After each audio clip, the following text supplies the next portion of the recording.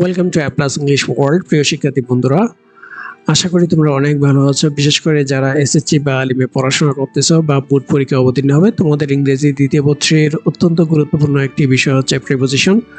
আর এই প্রিপোজিশনের ব্যবহারগুলো অনেকের কাছে খুবই কঠিন মনে হয়। আশা করি তোমরা আমার ভিডিওটি দেখার পর প্রিপোজিশন নিয়ে আর কোনো ঝামেলায় পড়বে না বা ঝামেলা পোহাতে হবে না, অনেক সহজ মনে হবে। চলো কথা না বলে আলোচনাটি শুরু করা যাক। প্রিপোজিশন শব্দটিকে বাংলা আমরা দুইটা অংশ পাই, একটা হচ্ছে ফ্রি আর একটা হচ্ছে পজিশন। ফ্রি শব্দের অর্থ হচ্ছে পূর্বে আর পজিশন শব্দের অর্থ হচ্ছে অবস্থান। সুতরাং আমরা বলতেই পারি যেই সকল শব্দ নাউন বা প্রোনাউনের পূর্বে বসিয়ে সেন্টেন্সের অন্তর্গত অন্যান্য শব্দের সাথে তাদের যে সম্পর্ক স্থাপন করে তাদেরকে কি বলা হয়? প্রিপোজিশন বলা হয়। বন্ধুরা, এই প্রিপোজিশনগুলোকে আমি তিনটা ক্যাটাগরিতে ভাগ করেছি যে তোমাদেরকে বোঝানোর সুবিধার্থে। কিছু প্রিপোজিশন দেখাবো আমি কবিতার মাধ্যমে, আর কিছু প্রিপোজিশন দেখাবো ডায়াগ্রামের মাধ্যমে, আর কিছু প্রিপোজিশন দেখাবো চিত্রের মাধ্যমে। চলো প্রথমে আমরা ছোট্ট একটা কবিতা দেখি। যেমন সময়ের আগে এড, দিনের আগে অন, নামাজ হলে মাথা করবে বনবন। কত সুন্দর, একটু মুখস্থ করে নেবে। চলো এবার প্রয়োগটা দেখি এদের। যেমন we are going to attend the ইটু ক্লাস এতটা এতদিন। তাহলে এটা সময়, এটা হচ্ছে দিন। আমরা এই 10টায় রবিবারে কি করব? ইংরেজি দ্বিতীয় পত্রে ক্লাস করব। তাহলে সময়ের আগে কি হবে? এট, দিনের আগে হবে অন। এখন দেখবো আমরা বন্ধুরা একটা ডায়াগ্রাম, আর এই ডায়াগ্রামের মাধ্যমে অনেকগুলো প্রিপোজিশন তোমাদের শেখা হয়ে যাবে। ঠিক আছে, প্রথমে আমি এই প্রিপোজিশনগুলো অর্থগুলো বা ভার্বগুলো একটু দেখাবো, এরপর এদের উদাহরণ দিয়ে তোমাদেরকে বিস্তারিত আমি আলোচনা করব। প্রথমে আমরা তিনটা প্রিপোজিশন এখানে দেখতে পাচ্ছি। একটা হচ্ছে বিদ্যুৎ উপরে, একটা অন, একটা অ্যাবাভ, একটা ওভার। বন্ধুরা, তিনটার অর্থ হচ্ছে উপরে, যদিও তিনটার অর্থ উপরে, কিন্তু এদের ব্যবহারগুলো খুবই ভিন্ন।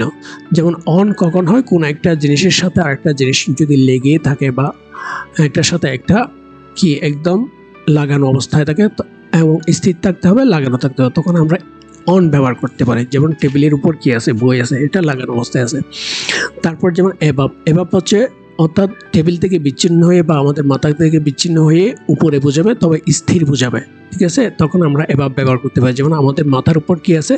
ফ্যান আছে। তারপর ওভার, ওভারটা হচ্ছে অর্থাৎ মাথা থেকে বিচ্ছিন্ন হবে বা টেবিল থেকে বিচ্ছিন্ন হয়ে উপরে যদি গতি বোঝায়।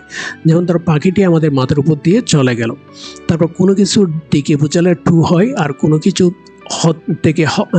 থেকে বা হতে বোঝালে তখন ফ্রম হয়, আর কোনো কিছুর ভিতরে গতি বোঝাতে ইনটু হয়, আবার কোনো কিছুর থেকে বাইরের দিকে গতি বোঝাতে আউট অফ হয়, ভিতরে স্থির বোঝাতে ইন হয়, আবার কোনো কিছুর মধ্য দিয়ে অতিক্রম করা বোঝাতে থ্রো হয়। মধ্য দিয়ে, থ্রো মানে মধ্য দিয়ে, অর্থাৎ অতিক্রম করা বোঝাতে থ্রো ব্যবহৃত হয়।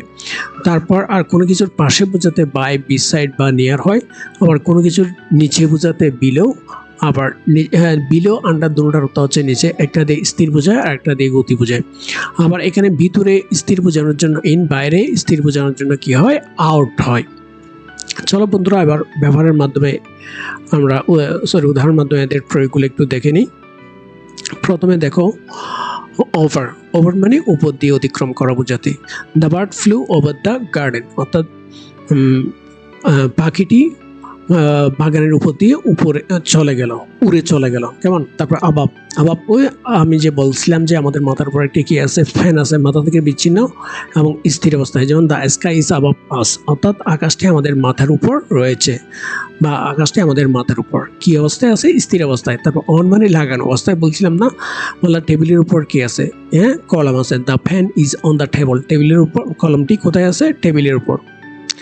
আচ্ছা, তাহলে আমরা এখানে কি দেখলাম? ওভার, আবাব এবং অনের ব্যবহারটা দেখলাম বন্ধুরা। এখন আমরা দেখব টু এবং ফ্রম।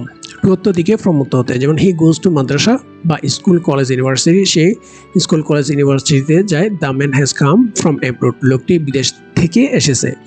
ইন্টু মানে ভিতরে গতি বোঝালে। যেমন he went into the hall room, সে হল রুমের ভিতর প্রবেশ করলো, মানে ভিতরের দিকে গতি বোঝালে। তাহলে সে হেঁটে গেল। ঠিক আছে, মানে ভিতরে প্রবেশ করলো। Move the table into your room, অর্থাৎ টেবিলটি তোমার রুমের ভিতর সরিয়ে রাখো। তার মানে এখানে একটা গতি বোঝাচ্ছে ভিতরের দিকে। তারপর আমরা দেখি বন্ধুরা থ্রু। হ্যাঁ, থ্রু মানে কি বলছিলাম? যেমন এটা যদি আমরা একটা মাঠ বা জঙ্গল বা বন্দরি, তখন এটার মাঝখান দিয়ে, যেমন এটা একটা লোক, এটা এখান দিয়ে এটা কি করতেছে, পার হচ্ছে।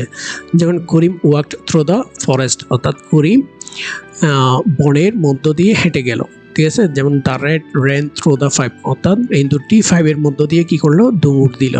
ঠিক আছে, তারপর দেখবো আমরা ইন এবং আউট। ভিতরে স্থির বোঝালে ইন, বাইরে স্থির বোঝালে আউট। যেমন we were in the room, আমরা রুমের ভিতরে ছিলাম। হি ওয়াজ আউট, সে বাইরে ছিল। বাই, বিসাইড, নিয়ার, এগুলো পাশে বোঝানোর জন্য আমরা ব্যবহার করি। যেমন the boy sat by beside near the teacher, অর্থাৎ বালকটি কোথায় বসেছিল, টিচারের পাশে বসেছিল।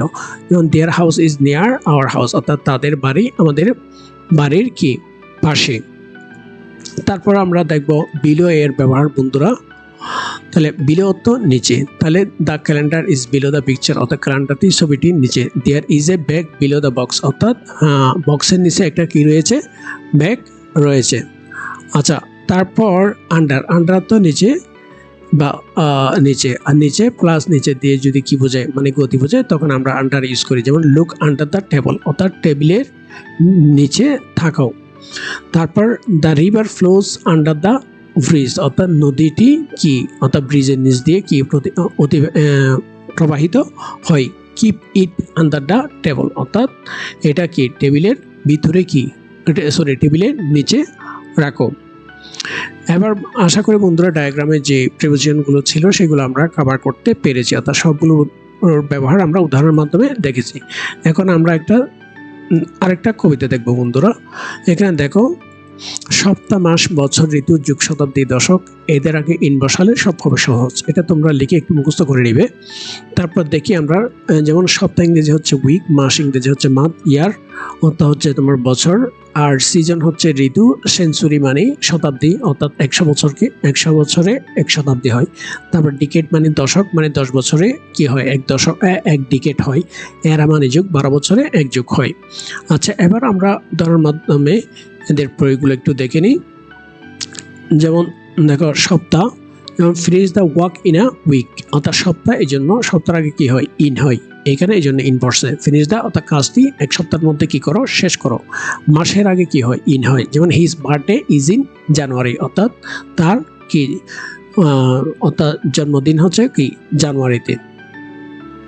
তারপর আমরা দেখি বছর, বছরের আগে কি হয় বন্ধুরা, ইন হয়। যেমন উই কেম ইয়ার ইন 2015, আমরা এখানে 2015 সালে এসেছি, বছর এই জন্য ইন পড়ছে। ঋতুর আগে কি হয় বন্ধুরা, আমরা পড়ছিলাম ইন হয়। যেমন many migratory birds come to BD in winter, winter মানে কি ঋতু, সিজন, এই জন্য এখানে কি হলো, ইন হলো। অর্থাৎ অনেক অতিথি পাখি শীতকালে বাংলাদেশে আসে, বিডি মানে বাংলাদেশ, এখানে ঠিক আছে। তারপর আসতেছে বন্ধুরা যুগ, যুগ কত বছরে 1 যুগ, 12 বছরে 1 যুগ। কেমন, তাহলে as he will not come to BD in a era, অর্থাৎ সে 1 যুগের মধ্যেও কি বাংলাদেশে আসবে না। তার মানে সে অর্থাৎ বাংলাদেশের সাথে রাগ করছে আর কি, কানাডা চলে গেছে বা বিদেশে চলে, ওখান থেকে আসবে না। তারপর শতাব্দী, শতাব্দী মানে কি বলছিলাম বন্ধুরা, 100 বছরে 1 শতাব্দী। Many people will die of cancer in the 21st century, অর্থাৎ 21শ শতাব্দীর মধ্যে ক্যান্সারে অনেক লোক কি মারা যাবে। এখানে একটা মজার বিষয় হচ্ছে ডাই অফ অর্থ রোগে মারা যাওয়া। ডাই এর পর অনেক ধরনের প্রিপোজিশন হতে পারে, তবে ডাই এর পর যখন অফ হবে তখন ধরতে হবে যে লোকটা কি অর্থাৎ রোগে মারা গেল।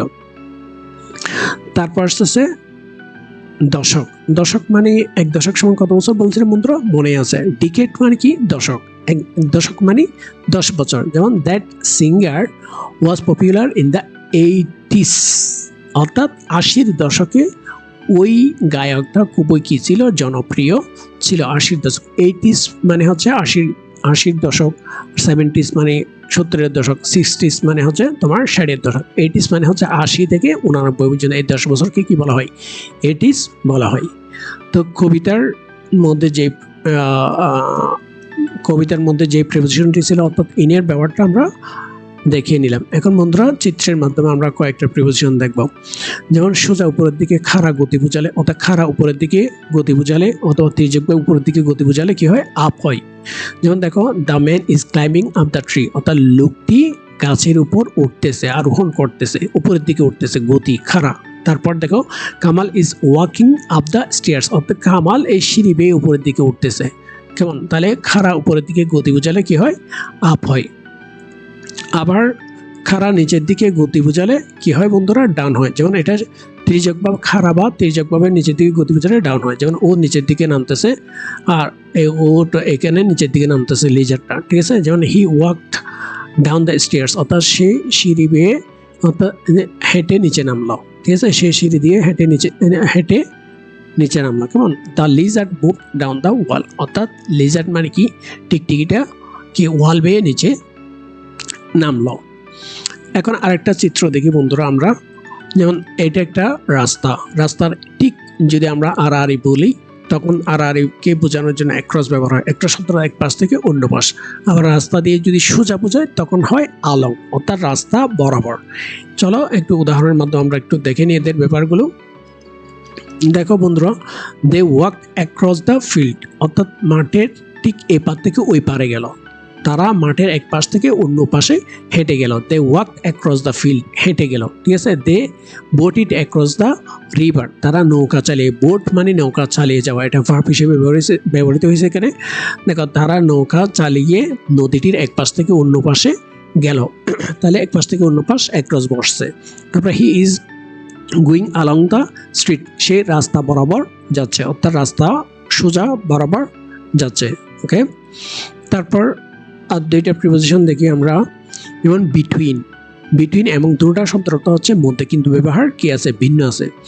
দুইয়ের মধ্যে হলে বিটুইন, আবার দুইয়ের অধিক বুঝালে, অধিকের মধ্যে হলে তখন কি হয়? এমন হয়।